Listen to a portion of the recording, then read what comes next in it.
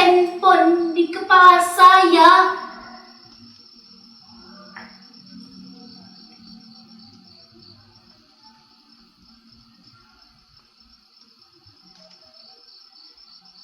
Setiap malam, setiap kali saya membuka buku-buku itu, setiap saya mencoba khusyuk membaca, tiba-tiba terdengar suaranya. Ini terjadi sejak ayah membuat peraturan baru di rumah ini, melarang handphone di malam hari. Dan saya harus menyerahkan benda pujaan itu pada ayah.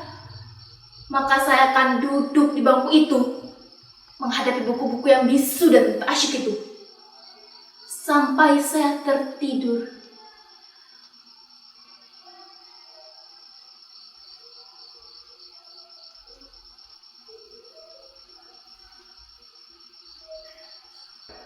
Ayah atau ibu, mereka bergantian seperti tentara jaga malam, akan datang ke kamar ini setiap 1 jam sekali untuk memastikan bahwa saya masih membaca sebelum pukul 10 atau 11 malam, waktu saya untuk tidur.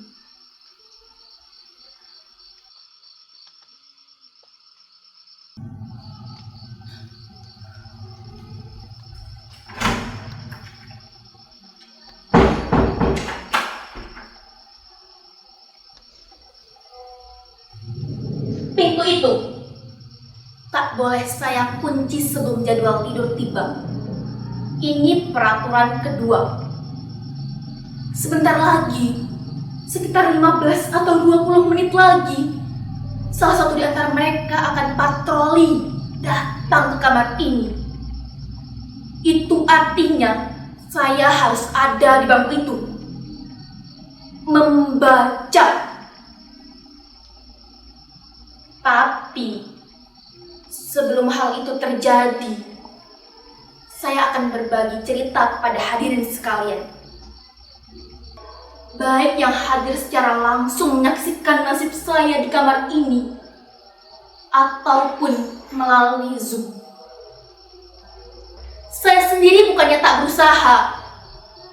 Bahkan segala daya upaya saya sudah kerahkan untuk bisa membaca buku dengan khusyuk dan bahagia. Saya juga sudah memotivasi diri dengan berbagai nasihat yang saya ingat.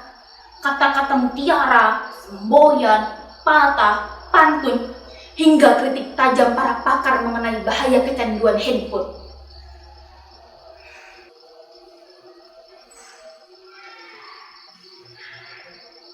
Tetapi herannya, hal-hal yang biasa digunakan orang untuk memotivasi diri tak juga membesarkan semangat dan gairah saya membaca. Kalaupun berhasil, mungkin hanya bertahan sampai 15 menit saja, lalu menguap lagi. Sedangkan kritik tajam para pakar itu tak juga mengurangi kerinduan saya untuk selalu bersama dan dekat dengan handphone.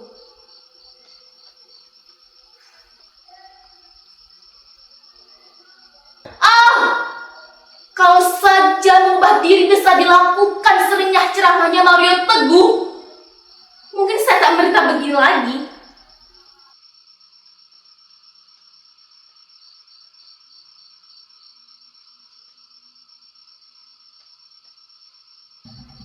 Apa? Saudara-saudara tak yakin saya menderita? Apa tak terlihat beban derita itu di wajah saya ini?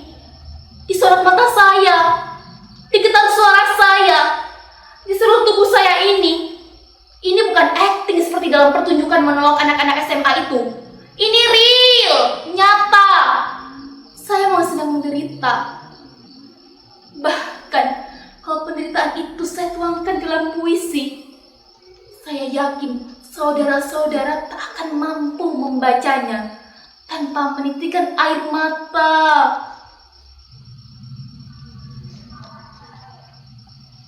Tak percaya? Saudara-saudara tak percaya bahwa sekarang saya ini sedang dibuli sepi dan dikepung sedih. Sekarang saya bertanya, siapakah di antara hadirin yang mau dan mampu berpisah dengan apa yang sudah menjadi bagian diri hadirin sendiri, tanpa merasa teraniaya rasa hampa? Tidak ada kan yang mampu? Begitu juga saya. Sebuah handphone bukan lagi sekedar benda biasa. Ia adalah salah satu bagian terpenting dari diri kita. Bahkan hidup kita. Bayangkan, sejak kecil ia sudah bersama kita, menemani kita dikala semua orang tak punya waktu luang, atau malas meladeni kita yang masih kanak-kanak dan belum bernilai guna. Pagi, siang, sore, bahkan malam, ia selalu setia di sisi kita, tanpa keluhan sedikit pun. Asalkan baterai dan kuotanya cukup, ia akan melayani kita. Apapun kemauan kita, dan kemanapun kita ingin bertamasya, ia selalu bersedia.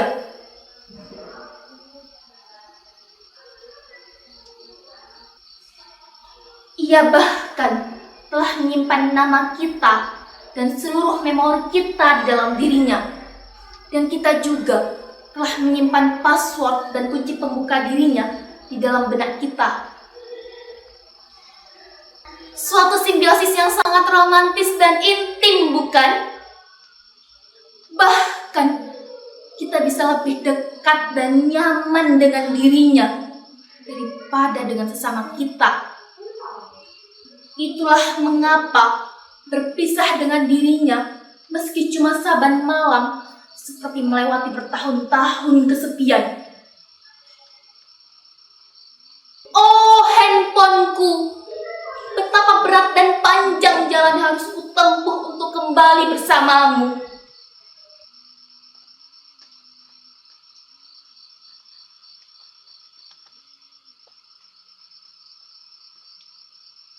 Sejak pertama saya mengerti membaca dan menulis, saya sudah menuliskan nama saya ke dalam dirinya. A-R-R-A-Y-A-N, Arayan.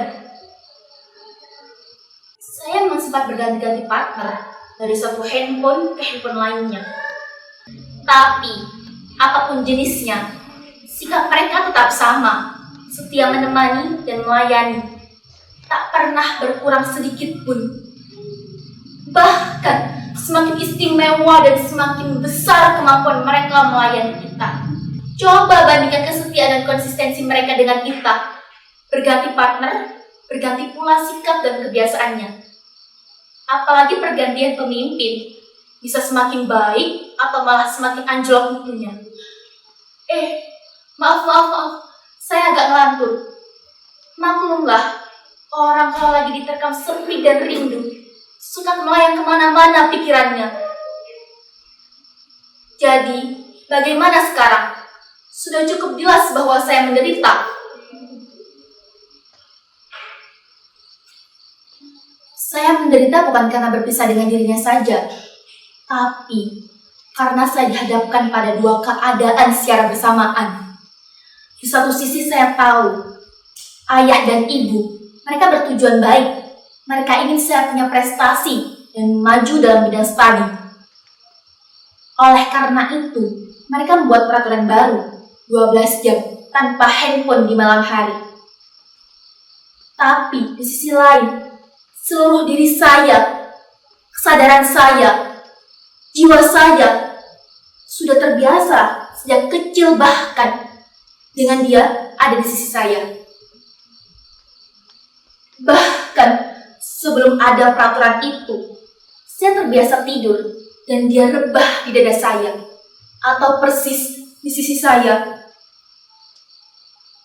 Tak mudah lagi bagi saya melewati hari-hari meski sesaat tanpa dia.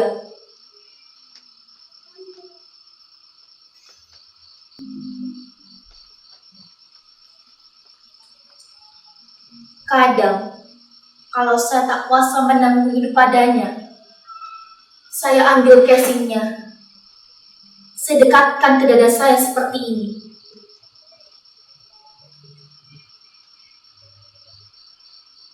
Terkadang pula, saya teringat masa-masa dramatis kami, ketika ia menjadi lemah dan kritis, dan saya dengan panik menjadi tempat untuk menambah energinya.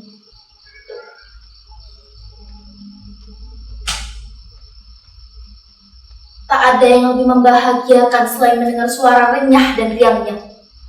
Bertamasya dengannya, kemanapun saya ingin mengunjungi situs-situs atau menikmati menu-menu lezat yang ditawarkannya. Ia telah membuat hidup ini menjadi amat mudah, simple, lebih cepat, dan dia tak akan membiarkan kita menunggu lebih lama. Ia juga bisa membahagiakan kita tepat saat kita menginginkannya. Ia memberitahu kita apa saja dengan cepat dan lengkap, tanpa perlu kita mengerahkan tenaga. Bahkan kini, ia memiliki banyak sarana yang bisa menjamin kesejahteraan kita dalam tempo sesingkat-singkatnya. Jadi bagaimana bisa saya bersabar berlama-lama dengan buku-buku bisu itu untuk menata masa depan? Ini sangat menghabiskan waktu, pikiran, dan tenaga. Sementara kita hidup di masa yang sangat bergantung pada kecepatan dan keringkasan. Siapa yang tidak bisa cepat dan ringkas akan ditinggalkan, akan menjadi fosil penghuni museum peradaban.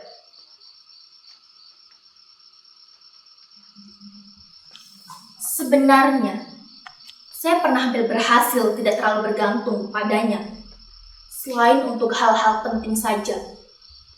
Tapi, pada saat saya memergoki ayah dan ibu pada suatu malam, mereka tengah duduk asyik dan begitu intim dengan handphone masing-masing.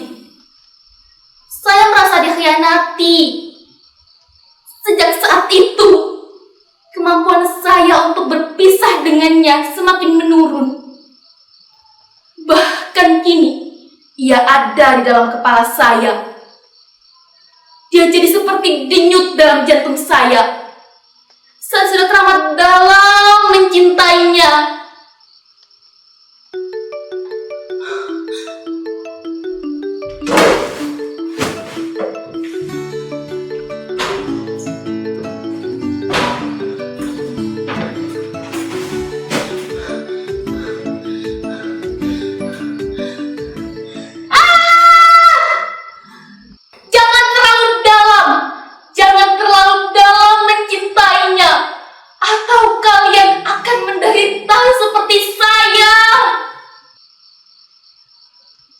Ryan, ada apa nak?